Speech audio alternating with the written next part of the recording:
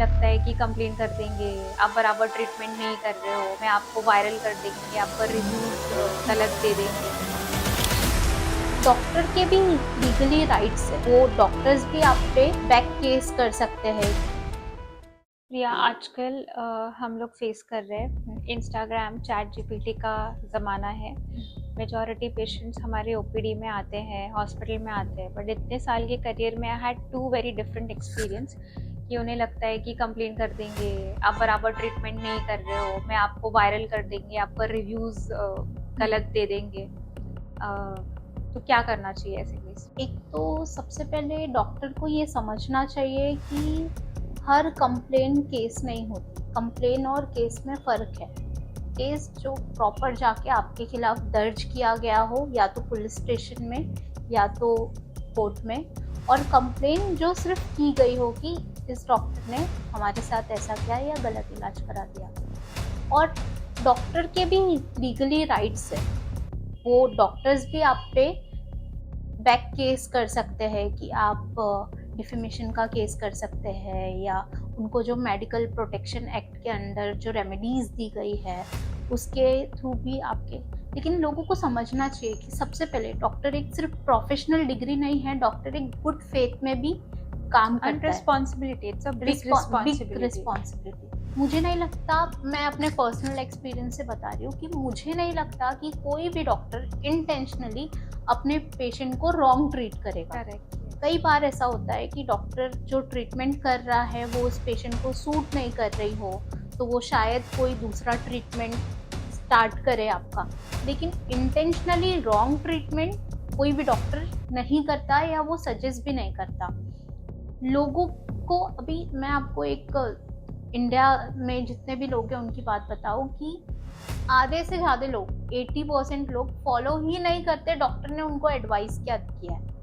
Doctor को OPD में दिखाया, बहुत बहुत कम लोग होते हैं जो एक तो ओपीडी रेगुलर जाते हैं, फॉलो अप करते हैं। और जो फॉलो अप कर रहे हैं उनमें से डॉक्टर ने क्या बोला है वो ओपीडी तक ही खत्म हो जाता है। घर आने के डॉक्टर ने शुगर मना किया है, शुगर खा रहे हैं, पेस्ट्री खा रहे हैं, चाय पी रहे हैं। और इंडिया में कॉमन है कि अगर आपका डायबिटीज का हाँ। दवा चालू है तो वो कितने साल से चालू ही है, दे हैव चालू। No idea.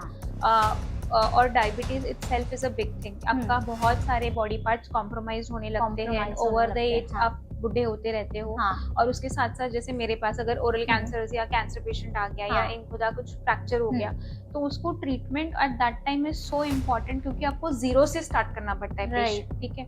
तो इसीलिए आगे मैं आपसे पूछ रही हूँ। देखिए मैम, लीगल रेमेडीज तो बहुत सारी है, लेकिन डॉक्टर करता नहीं क्योंकि उसे पता है कि उसका पेशेंट ऑलरेडी सफर कर रहा है। करेक्ट, बच्चा समझते हैं हम कि बच्चा ठीक है, समझते उस हैं टाइम कि पे हाँ। हीट में हो जाता है, but then I have experience this.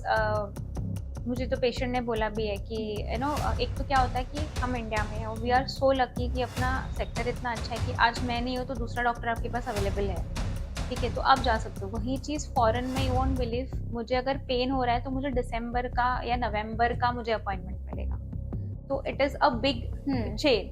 दूसरा चीज़ क्या होता है कि वी आर ह्यूमंस, डॉक्टर है हम, लेकिन कई बार पेशेंट आईसीयू में होता है, आई डोंट स्लीप। मेरे साथ बहुत सारे कोलीग्स हैं जो ये चीज़ कर रहे हैं, क्योंकि हम जिस प्रोफेशन में हैं हमें खुद we get attach to our patient. I know emotional is one thing, but हम एक बच्चे के जैसा ट्रीट करते हैं। बट ये पेशेंट को आजकल रियलाइज नहीं है, दे थिंक कि कमर्शियल हो गया है, होगा, बट समवेयर और the other everything is commercial.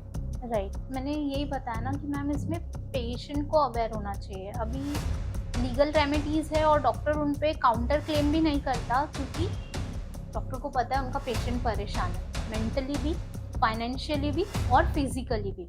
But लोग इसको समझते ही नहीं, अपनी गलती को डॉक्टर के ऊपर डाल देते हैं। जैसे कि फॉर एग्जाम्पल कोई पेशेंट आया आपके पास, आपने उसको 10 दिन के बाद फॉलोअप के लिए बुलाया, शायद आप 10 दिन के बाद उसका ट्रीटमेंट चेंज करने वाले हो, उसके मेडिसिन में कुछ चेंजेस करने वाले हो, या शायद उसके डाइट में चेंज करने वाले हो। वो आया 20 दिन के बाद आपके पास, कुछ कॉम्प्लिकेशंस हो गए उस 10 दिन के बीच में, तो वो आपको ब्लेम करना शुरू करेगा, या वो अपने ट्रीटिंग डॉक्टर को ब्लेम करना शुरू कर देता है कि आपने जो मेडिसिन दी थी वो तो काम नहीं की, ऐसा ऐसा होने लगा। लोगों को उनकी गलतियां नहीं दिखती कि कैसे हम प्रॉपर फॉलोअप के लिए नहीं गए, शायद हो सकता था डॉक्टर मेरी मेडिसिन चेंज करने वाला हो, बट हमें जिससे ऐसा लगता है कि फॉलो अप मतलब डॉक्टर चार्ज कर रहा है। I have seen patient fighting for 100 rupees with my receptionist, तो फिर ऐसा लगता है छोड़ दे, क्या ही मैं 100 रुपये में क्या ही बिगड़ जाएगा, but I have to with that money I am helping my staff, I am renting my paying my rents, I am correct। Doctor के भी अपने बहुत सारे एक्सपेंस होते Yes। हैं, डॉक्टर का भी घर है, डॉक्टर का भी हॉस्पिटल है, रेंट पे है, उसको एक हैवी अमाउंट रेंट पे करना है, स्टाफ है, सैलरी है, सारी चीज़ें हैं। लेकिन लोगों को ऐसा नहीं लगता, लोगों को दिखते हैं वो 150 रुपये जो डॉक्टर उनसे एक ओपीडी के लिए मांग रहा है या फॉलोअप के लिए मांग रहा है, लेकिन उस एक फॉलोअप या ओपीडी में आपके हज़ारों रुपए बच सकते हैं। क्योंकि अगर आपने फॉलोअप नहीं कराया, आपका जो डायग्नोसिस है वो क्योर नहीं हुआ, तो आगे जाके वो और बढ़ेगा और आपका खर्चा और बढ़ाएगा। जब आप किसी तीसरे या चौथे डॉक्टर के पास जाएंगे तो फिर वो आपको हॉस्पिटलाइजेशन एडवाइस करेगा या कोई सर्जरी या कोई भी फर्दर आगे का जो एडवांस ट्रीटमेंट है, तब आप उस लास्ट स्टेज पे रहोगे जो, तो बेटर है आप रेगुलर फॉलोअप के लिए जाओ। और अभी हमने देखा होगा कि कैंसर बहुत आम है, कॉमन हो गया है, बहुत कॉमन हो गया है। मैं अगर अपने नोन में बताऊँ तो ऐसे बहुत सारे लोग हैं, स्पेशली गांव में, जो खेतों में काम कर रहे हैं दूसरे के खेतों में, या जो ऐसे लोग हैं कि घर का काम, वहाँ के जो होम मेट्स होते हैं वो दिन भर वो या तो खैनी या तंबाकू या गुटखा खा रहे हैं, उनके जो माउथ में कैंसर है और अल्सर है, और उसको वो अल्सर बोल के और मेडिकल से कोई भी मेडिसिन लेके ट्रीट कर रहे हैं, जबकि और वो इसलिए नहीं जा रहे कि डॉक्टर के पास जाएंगे तो डॉक्टर फॉलोअप के लिए तो पैसे लेगा, लेकिन उसके साथ वो मेडिसिन भी देगा, उसके लिए भी मेरे पैसे चले जाएंगे। तो अभी ये 5 रुपए वाली मेडिसिन खा के तो मैं बहुत ज़्यादा ठीक हो सकता हूँ, और वही चीज़ फिर वो कैंसर में कन्वर्ट होती है, उनको 4th स्टेज पे 3rd स्टेज पे पता चलता है, और फिर वो वहाँ से उनका खर्चा शुरू हो जाता है। तो आपने 100, 150 या 500 बचाने के लिए लाखों रुपए गवा दिए। करेक्ट। तो लोगों को ये बात तो लोगों को ये बात, और फैमिली को जो पर्सनल लॉस होता है उसकी तो बात ही नहीं कर सकते। तो लोगों को ये समझना चाहिए कि डॉक्टर के पास लीगल रेमेडीज है, वो चाहे तो डेफिमेशन के चार्जेस आप पे लगा दे, वो चाहे तो हर्ट के चार्जेस लगा दे, आप 5 साल के लिए अंदर चले जाओगे। आपने अगर ओपीडी में, जैसे मैंने नोटिस किया है कि बहुत सारे पेशेंट आके रिसेप्शन पे बदतमीजी करते हैं, या डॉक्टर के साथ ओपीडी में बदतमीजी करने लगते हैं, या उनकी फोटो वीडियो बनाने लगते हैं कि ये डॉक्टर ने, देखो ये डॉक्टर सेफ है, क्योंकि डॉक्टर क्या ट्रीटमेंट कर रहा है उसने सारा उस पेपर पे लिखा हुआ है कि उसने आपको कितने बजे देखा, कौन सी तारीख को देखा, उसने आपको क्या क्या मेडिसिन एडवाइस की है, कितने दिन बाद फॉलोअप पे बुलाया है या एडमिशन एडवाइस किया है, लेकिन आपने उसको नहीं किया। जब ये केस किसी कोई भी स्पेशलिस्ट, मेडिकल स्पेशलिस्ट इसको एग्जामिन करेगा कि इस डॉक्टर पे ये जो कंप्लेन हुआ है वो वैलिड भी है या नहीं, तो आपका तो केस वहीं पे, आपने जो डॉक्टर के ऊपर कंप्लेन किया है वो तो वहीं पे खत्म हो जाएगा। You have to pay us also। हाँ, तो क्या करोगे आप अगर डॉक्टर, एक भी डॉक्टर खड़ा होके आपको अगेंस्ट मुझे चला ऐसा गया? लगता है Priya, this is the reason why हम सब कॉलीग्स अब सब कुछ लिख देते हैं पेपर। राइट। अब कई बार पेशेंट आते हैं, पूछते हैं अच्छा ये टेस्ट भी कराना है, अच्छा ये, उनके हाँ। दिमाग में क्या रहता है कि डॉक्टर के पास गया, इसने तो नंबर ऑफ टेस्ट लिख दिया। Right. I share you an incident. हमारे पास एक पेशेंट आई, उसको काफी दिन से पेन था, उसको लोगों ने साइकोलॉजिकली सब कुछ बोल दिया था, फैमिली वालों ने। मैंने उसको सिर्फ इतना बोला कि you get your MRI done. She said कि MRI कराना पड़ेगा, तो MRI का एक कॉस्टिंग उसको मिला। मैंने बोला आप करा लो, कुछ नहीं आया तो ठीक है, बट इन दैट कॉन्टेस्ट मेरे मन में क्या है, अगर कुछ नहीं आया then also I am blamed, आपने तो इतना सारा खर्चा कर दिया। और अगर मैं उसको नहीं बोलूँ तो जो 3 साल से सफर कर रही है वो, उसको प्रॉब्लम कभी सॉल्व ही नहीं होती। Fortunately I was lucky with experience, she did it. जैसे भी रोज आके कि कम कराओ, ये कराओ, वो कराओ। उसको एक ऐसी बीमारी है जो रेयरेस्ट ऑफ द रेयरेस्ट होती है और एक सिंपल मेडिसिन से ठीक हो सकती है। तो now she appreciated this instead of nagging. लेकिन अगर फॉर्चुनेटली मेरा लक खराब होता है या जो भी है और हाँ, मैंने करा लिया होता और हाँ, उसमें कुछ नहीं आता, आप तो खर्चा ही करा देते हो। हाँ, ये डॉक्टर तो सिर्फ टेस्ट लिख के देते हैं, उनके इलाज से तो कुछ हो नहीं रहा है। करेक्ट। तो अब कई बार ऐसा होता है ना कि लोग बाहर जाके दूसरे डॉक्टर्स के सामने पहले डॉक्टर की बुराई करते हैं, हाँ, एंड दे या वांट कि आप लिख के दो कि गलत ट्रीटमेंट हुआ लिख है। के दो, Yes. या फिर बाहर जाके अपने पड़ोसियों या रिलेटिव के साथ डॉक्टर की ओपनली कहते हैं कि हम इस हॉस्पिटल में गए या इस सो एंड सो डॉक्टर के पास गए। उनको पता नहीं कि ये भी ऑफेंस है। Okay. अगर डॉक्टर ने आपके अगेंस्ट कंप्लेन कर दी तो आपको भरना पड़ेगा फाइन, या फिर आपको court will sue you, but हम क्या हाँ। सोचते हैं कि ठीक है, but this incident hurt you. मतलब जब आप अपने काम करते हो, आई हैव एक्सपीरियंस दिस। बहुत ही simple, I think I saw patient, किसी ने मुझे रेफर किया कि मैम आप एक्सपर्ट हो। इसमें भी एक होता है कि हमारे कॉलीग्स होते हैं, आप बेसिक लेवल पे बुखार खांसी जो भी आपको प्रॉब्लम हो रहा है आप देखो, देन दे डिसाइड कि ठीक है अगर आपके मुंह में छाले आ रहे हैं, नहीं जा रहा है, तो आप इस डॉक्टर से जाके मिलो। They don't come to me कि मैडम मुझे बायोप्सी बोलेगी और कैंसर डिक्लेयर हो जाएगा। तो हाँ, एक बहुत छोटी मिथ है, और जो मैं अपने यूट्यूब से भी अवेयरनेस क्रिएट कर रही हूँ कि इट इज नॉट समथिंग। लेकिन क्या होता है कि जब वो हमारे पास आए, उसने हमको बोला कि अगर आपको मैं कंसल्टेशन फीस नहीं दूंगा तब आप मुझे बता सकते हो क्या बायोप्सी के लिए। तो this means you are disrespecting us, right. So that is also an हाँ, ऑफेंस एक्चुअली। हाँ। बट हम सोचते ठीक है प्रोफेशनलिज्म मेंटेन करना है, क्यों लड़ना है उनसे। क्यों लड़ना? लेकिन जब हम हमारे पे लड़ने आएंगे तो it is difficult for them. For them.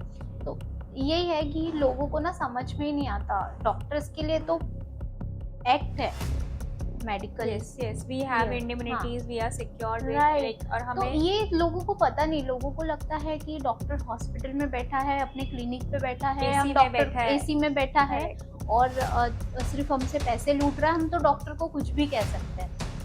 Doctor के पास पूरे राइट्स है, वो आपको कुछ नहीं कह रहे हैं, क्योंकि उनके पास आपके जैसे बहुत सारे पेशेंट हैं Correct. और उनको जान बचानी है लोगों की। मतलब पहले कहा जाता था कि डॉक्टर भगवान के समान होते हैं, क्योंकि वो जान बचाते हैं। डॉक्टर गुड फेथ में बहुत सारे काम करते हैं। अभी लोगों को पता नहीं, लोगों को लगता है कि सारे डॉक्टर सिर्फ और सिर्फ पैसे लेके काम कर रहे हैं। ऐसे बहुत सारे डॉक्टर हैं जिनको मैंने देखा है हॉस्पिटल में, पर्सनली, प्राइवेटली, कि वो अपनी फीस तो नहीं लेते उस सर्जरी में या उस ट्रीटमेंट में, और ट्राई करते हैं कि हॉस्पिटल का भी बिल कम कर दे Correct. या फ्री कर दे। Yes, I have seen, I work for all my patients, but क्या होता है कि कुछ चीज़ें इवन हॉस्पिटल हेल्प कि ठीक है हाँ। मैम उनका सेकेंड सर्जरी अपन कम में कर देते हैं, Right. But they don't realise, specially relatives.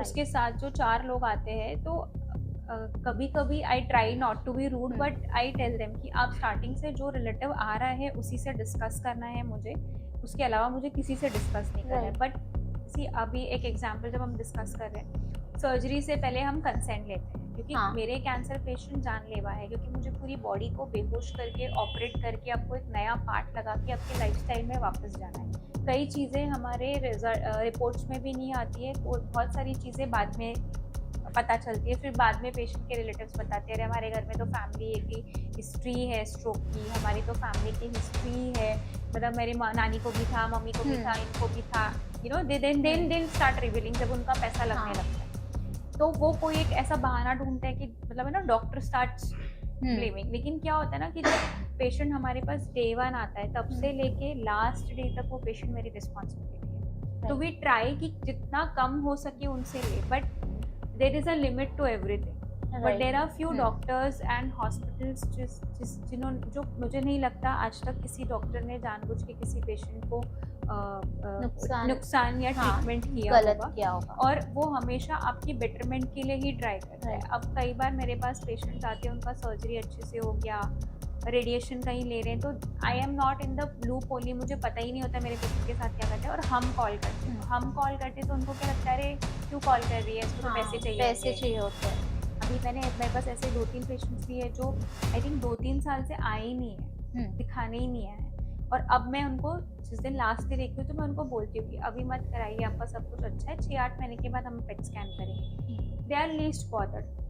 कि क्या करना है। अब अगर वो पेशेंट दोबारा आता है, देन आपको नहीं मन करता है कि आप उसको ट्रीट करो। ट्रीट करो, राइट। सो दे थिंक कि डॉक्टर बहुत पैसे वाला है, इसको नोटिस भेज देते हैं, ये कहीं ना कहीं से तो हमें पैसे देगा ही। दे देगा। तो there is a procedure to right. All the patients. अगर आप कहीं पे भी ट्रीटमेंट ले रहे हो, and it is very important कि आप सेम डॉक्टर को कंटिन्यू रखो अनटिल एंड अनलेस आपको एक सेकेंड ओपिनियन का जरूरत ना है। ना हो। राइट। और आपका जो ट्रीटिंग डॉक्टर होता है वो उसका पूरा अथॉरिटी है। अगर वो उसको लगता है कि इस सेटअप में उसको नहीं करना है, तो वो कुछ रीज़न से आपको बोल रहा है, कुछ उसके पास्ट एक्सपीरियंस या फ्यूचर में कोई कॉम्प्लिकेशन नहीं हो आपके साथ, इसीलिए बोल रहा है।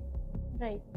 तो हाँ, तो यही सारी चीज़ें कि पेशेंट को सबसे पहले तो डॉक्टर की बात माननी नहीं है, समझनी नहीं है, और अगर उनको लग रहा है कि हम डॉक्टर को एक नोटिस भेज के पैसे के लिए डिमांड कर सकते हैं या वायरल कर दो वायरल कर Instagram देंगे, पे। तो स्पेशली मैंने देखा है मैम कि ये डेथ केसेस में ज़्यादा होता है, या आफ्टर सर्जरी मेडिकल मैनेजमेंट के केसेस में थोड़ा कम है, लेकिन जो मैंने देखा है वो डेथ केसेस में होता है कि पहले तो पे द रिमेनिंग बिल, हाँ, बिल इसकी वजह से पहले तो सारे कंसेंट पे वो साइन साइन कर करेंगे, देंगे, yes। लेकिन उसके बाद जब बॉडी रिलीज करने की टाइम आएगी या फिर आफ्टर सर्जरी बिल पे करने का टाइम आएगा, तो नहीं, आपने हमसे कंसेंट नहीं लिया, आपने गलत ट्रीटमेंट कर दिया, आपके ट्रीटमेंट की वजह से ये death local people for people, तोड़फोड़ एंड हाँ, ऑल ऐसे और करके। समटाइम्स तो वो लोकल पार्टीज को भी इन्वॉल्व कर लेते, पॉलिटिकल प्रेशर डाल देते हॉस्पिटल या डॉक्टर पे कि अगर आपने रिलीज नहीं किया तो हम आपको ऐसे करेंगे, हम आपको वैसे करेंगे। तो लीगली हॉस्पिटल किसी भी डेड बॉडी को रोक नहीं सकता है, लेकिन हॉस्पिटल अपना कंसेंट जरूर ले सकता है कि अगर हम अभी बॉडी को रिलीज कर रहे हैं तो आप रिमेनिंग अमाउंट हमको इस डेट के अंदर तक दे दोगे। और अगर आप वो अमाउंट नहीं दे सकते तो हॉस्पिटल के पास सीसीटीवी फुटेज है, हॉस्पिटल के पास उसके लीगल आईसीपी पेपर्स है, इंडोर केस पेपर्स, हॉस्पिटल आपके अगेंस्ट सिविल सूट फाइल कर सकता है। आपको बहुत आसान लगता है कि हॉस्पिटल में बिल ना पे करना बहुत आसान है, डॉक्टर को सुना दो, एक नोटिस भेज दो, 4 लोग ले आओ और बिना बिल भरे हम निकल सकते हैं। अगर हॉस्पिटल या डॉक्टर ने आपको एक बार कोर्ट में घसीटा तो फिर आप क्या करेंगे? आपको तो वो बिल भी पे करना पड़ेगा, आपको तो इंटरेस्ट भी पे करना पड़ेगा।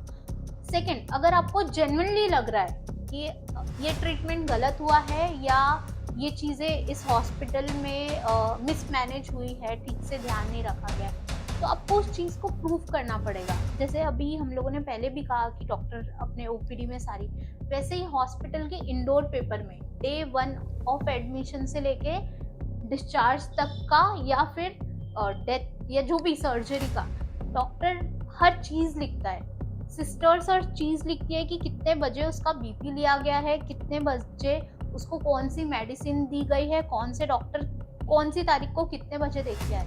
तो डॉक्टर के पास तो वो लीगली पूरा प्रूफ है कि उसका ट्रीटमेंट उसने क्या किया है, और उस ट्रीटमेंट को कोई काउंटर क्लेम मेडिकल एक्सपर्ट के बिना कोई उसको काउंटर क्लेम नहीं कर सकता। एक नॉर्मल इंसान नहीं बोल सकता without any strong legal proof कि ये ट्रीटमेंट गलत हुआ है। कई बार मेरे पेशेंट्स को भी कैंसर के आई थिंक मेरे पूरे करियर में 2 डेथ्स हुए हैं। That was patients body condition बोल सकते हो आप। सो आई हैव सीन वेयर हम पेशेंट को फर्स्ट डे ऑपरेट करने के बाद वेंटी पे डालते हैं, तो ऑल द रिलेटिव्स दे कम, आपको सब एक्सप्लेन किया है ऑपरेशन से पहले कि हम ये करने वाले हैं। आई नो आप उस टाइम पे डरे रहते हो या कॉन्शियस नहीं होते हो, but as a medical rights I think हम डॉक्टर्स अभी इतने स्ट्रॉन्ग होते जा रहे हैं, हमारे बीच में अवेयरनेस इतना हो गया है कि on day 1 I take 20-25 minutes of my patient, I call all the relatives, जिसको जो बात करना है आप अभी करो, उसके बाद आप मुझसे क्वेश्चन करो, क्योंकि मैं ऑपरेट करके मैं मेरे दूसरे केस को कॉन्सेंट्रेट करूँगी। सो वेंटी पे जाते थे, मैं एक वीडियो पेशेंट जिंदा है कि नहीं है, बट ये लोगों को पता नहीं है कि vanity is a life support, right, जो धीरे धीरे आपके ऑपरेशन को पेशेंट को बाहर लाएगा और फिर आपका पेशेंट चलेगा। पर उनको ये नहीं समझता है कि वेंटी पे पेशेंट गया क्यों। अगर आप जल्दी आते, अगर आपका जल्दी डायग्नोसिस होता तो इतनी बड़ी सर्जरी भी आपको ज़रूरत नहीं पड़ती। देन आपके एक्सपेंसेस भी छोटे होते छोटे होते हैं और आपको शायद किसी से कुछ मांगना नहीं पड़ता या किसी को फॉल्स ब्लेम एलिगेशंस नहीं लगाने पड़ते। Yes I think we doctors are more protected and unity एक ऐसी चीज़ है जो हर डॉक्टर फेस करता है हमारी फैकल्टी में। But I think as a patient अगर आप जितना फास्ट हम एआई के जनरेशन में जा रहे हैं, चैट जीपीटी में घुस रहे हैं, परप्लेक्सिटी यूज़ कर रहे हैं, आप एआई के वर्ल्ड में हो, तो आपको ये पता होना चाहिए कि आपका राइट कहाँ है और आप कहाँ गलत हो before blaming the doctors, specially the surgeons who are treating you. Right और बहुत आई थिंक लैक्स में से एक ऐसा पेशेंट होता है जिसका डेथ होता है, ठीक है। ऑफ कोर्स एज मैटर होता है, फाइटिंग सेल्स मैटर करते हैं, कौन सी बीमारी से उनको ऑपरेट किया गया है। और कई बार ऐसी चीज़ें हैं जो बच्चा पेरेंट से छुपाता है और बाद में हमें ओटी में पूछना पड़ता है कि आप सच में स्मोक करते हो क्या, ड्रिंक करते हो क्या। तो दिस कंसेंट हम कहीं रिकॉर्ड नहीं कर सकते। तो ये सब चीज़ें भी हम लोग कई बार पेशेंट्स के प्राइवेट क्वेश्चंस या फिर प्रोफेशनलिज्म मेंटेन करने के लिए हम वो चीज़ें नहीं करते, आउट ऑफ द वे जाके उनको हेल्प कर देते हैं। I think concluding message as a advocate to all the doctors, सारे डॉक्टर्स को उसके लीगल राइट्स पता होने चाहिए और सारे डॉक्टर के पास उसके लीगल राइट्स हैं। अगर पेशेंट आप पे फॉल्स कंप्लेन कर रहा है या फॉल्स आपके बारे में चार्जेस लगा रहा है, बाहर ये कर रहा है, तो आप लीगली उसके अगेंस्ट एक्शन ले सकती है। बिना मेडिकल एक्सपर्ट ओपिनियन ना ही डॉक्टर अरेस्ट हो सकता है, ना उसके अगेंस्ट केस फाइल हो सकता है। और अगर कोई आपके हॉस्पिटल या आपके क्लिनिक में तोड़ फोड़ कर रहा है तो आप तुरंत ही इसकी कंप्लेन करिए।